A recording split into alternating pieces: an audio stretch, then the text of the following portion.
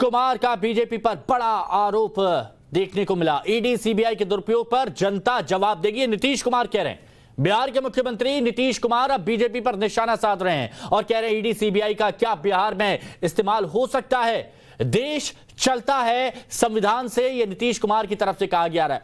बिहार में काफी हंगामा हुआ पिछले कुछ दिनों में, आपने देखा होगा कि कैसे अलायंस टूटा, अलायंस बना, फिर सरकार बनी, लेकिन मुख्यमंत्री नीतीश कुमार ही रहे। अब मुख्यमंत्री नीतीश कुमार कह रहे हैं बीजेपी पर आरोप लगाते हुए ईडी सीबीआई के दुरुपयोग पर जनता जवाब देगी। ये नीतीश कुमार कह रहे हैं प्रवर्तन निदेशालय और सीबीआई के दुरुपयोग पर जनता जवाब देगी। ईडी सीबीआई का क्या बिहार में इस्तेमाल संभव है?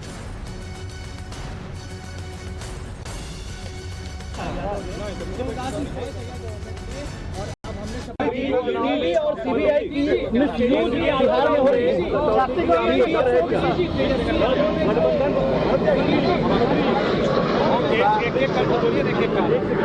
ईडी और सीबीआई का मिसयूज बिहार में हो सकता है।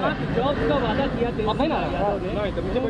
जगह गवर्नमेंट में, और अब हमने शपथ ले ली, जो पुराना प्रॉमिस था वो पूरा किया जाएगा 10 लाख जॉब को लेकर। आप कैसे देखते हैं? ठीक ही है, तो हम लोग तो ट्राई कर ही रहे हैं, पूरा करेंगे ट्राई और मिलेंगे।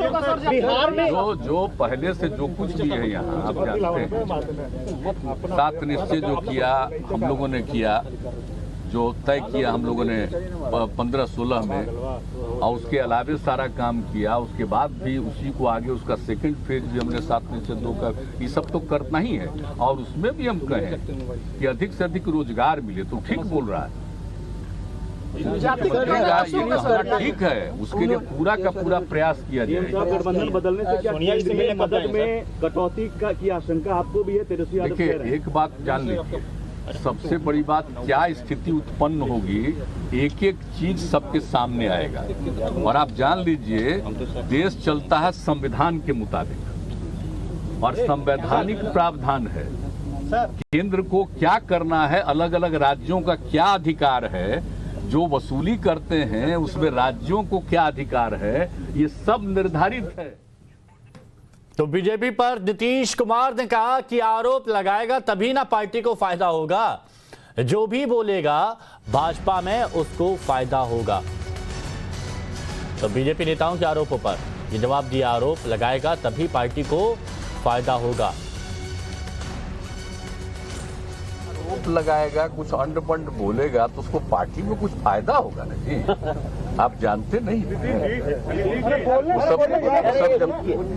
जो भी हम पर बोलेगा तो उससे उसको पार्टी में कुछ फायदा होने की संभावना रहेगी कि पार्टी वाला उसको देगा। या देख नहीं रहे जिनको पार्टी वाला बिल्कुल इग्नोर कर दिया था, तो वो कुछ बोलते हैं, तो खुशी की बात है कि उन लोगों को कुछ मिल जाए और मौका। तो रंजिता हमारी सहयोगी हमारे साथ में जुड़ी है, साथ ही साकेत भी हमारे साथ में जुड़े हुए हैं। साकेत, एक नई चर्चा शुरू हो गई है, ईडी सीबीआई को लेकर भी बात होने लगी, आरोपों को लेकर भी बात होने लगी। अब बिहार की राजनीति और सियासत किस ओर जा रही है?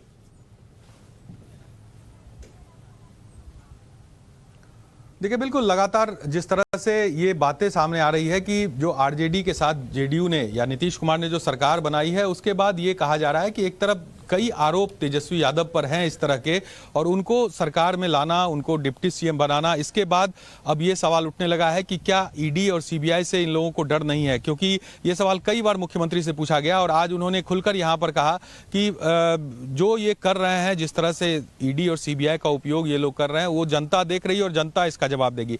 तो एक तरह से कहें तो इस पूरे मामले को एक राजनीतिकरण करने की कोशिश जो है वो नीतीश कुमार की तरफ से की जा रही है, क्योंकि आरोप बहुत गंभीर है, चाहे वो भ्रष्टाचार के आरोप लगे हो, कई ऐसे मामले हैं जो अभी चल रहे हैं। तो ऐसे में इन चीजों को राजनीतिक रंग देकर इसे दूसरी तरफ मोड़ने की कोशिश है। और दूसरी बात यह कि अहम है कि जिस तरह से ये गठबंधन बिहार में एस्टेब्लिश हुआ है, उसके बाद लगातार जो आपराधिक घटनाएं हैं वो बढ़ी है। आज हमने शराब से जो मौत हुई है छपरा में, उस पर भी उनसे सवाल पूछा कि आखिर जो लगातार मौत का सिलसिला है वो जारी है। आज भी 5 लोगों की मौत जो है संदिग्ध स्थिति में हुई है। तो उन्होंने कहा है, फिर एक बार वो उन्होंने अपने पुराने बयान को ही दोहराया कि इस तरह का काम जो करेंगे वो मरेंगे।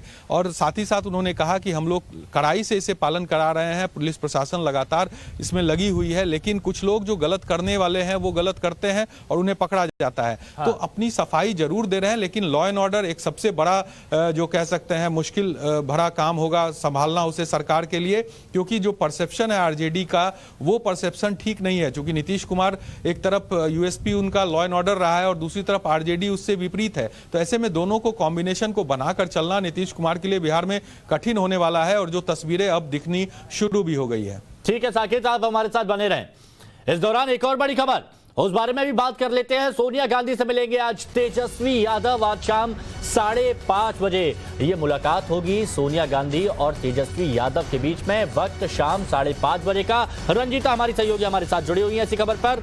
रंजीता, इस मुलाकात के क्या मायने?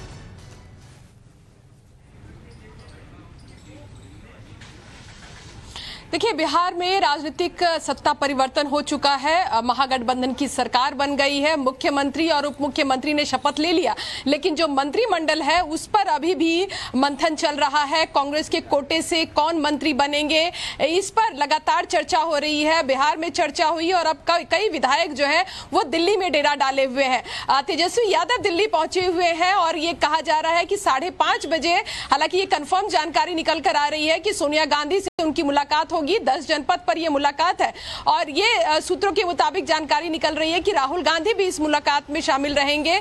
जब तेजस्वी ने उप मुख्यमंत्री पद की और नीतीश कुमार ने मुख्यमंत्री पद की शपथ ली, उसके बाद सोनिया गांधी से भी बातचीत हुई थी तेजस्वी यादव की, और प्रियंका गांधी, राहुल गांधी से भी बातचीत हुई थी। और उसी के बाद अब ये पहली मुलाकात, जब सत्ता में काबिज हुई है ये पार्टियां, उसके बाद पहली ये मुलाकात रहेगी। ये सिर्फ कांग्रेस के कोटे के मंत्रियों की बात नहीं, बल्कि आने वाले समय में जो गठबंधन जो है वो केंद्र में किस तरह से असर दिखाएगा।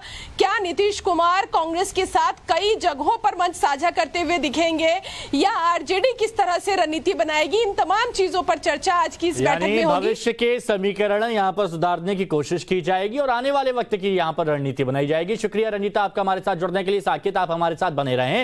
वहीं बिहार की सियासत से जुड़ी एक और बड़ी खबर अब बता देते हैं आपको। जेडीयू से गठबंधन टूटने के बाद बीजेपी ने अब नीतीश कुमार पर बड़ा हमला बोला। आरोप है कि बीजेपी के साथ सरकार में रहते हुए जब बिहार में पीएफआई पर एक्शन हो रहा था तो नीतीश इससे नाखुश थे, वो तनाव में आ गए थे। नीतीश बिल्कुल नहीं चाहते थे कि पॉपुलर फ्रंट ऑफ इंडिया यानी पीएफआई पर एक्शन हो। बीजेपी ने बड़ा आरोप यह भी लगाया कि नीतीश एक संप्रदाय विशेष के साथ थे। यही वजह है कि पीएफआई पर कार्रवाई नीतीश कुमार को पसंद नहीं आई। दरअसल बीजेपी ने नीतीश पर यह आरोप तब लगाया जब नीतीश ने गठबंधन टूटने की एक वजह बिहार में पिछले कुछ महीनों से चल रहे सांप्रदायिक तनाव को बताया था। साकेत बने हुए हमारे साथ। साकेत, अब एक नया एंगल आ गया कि पीएफआई पर कार्रवाई की जा रही थी तो नीतीश कुमार खुश नहीं थे।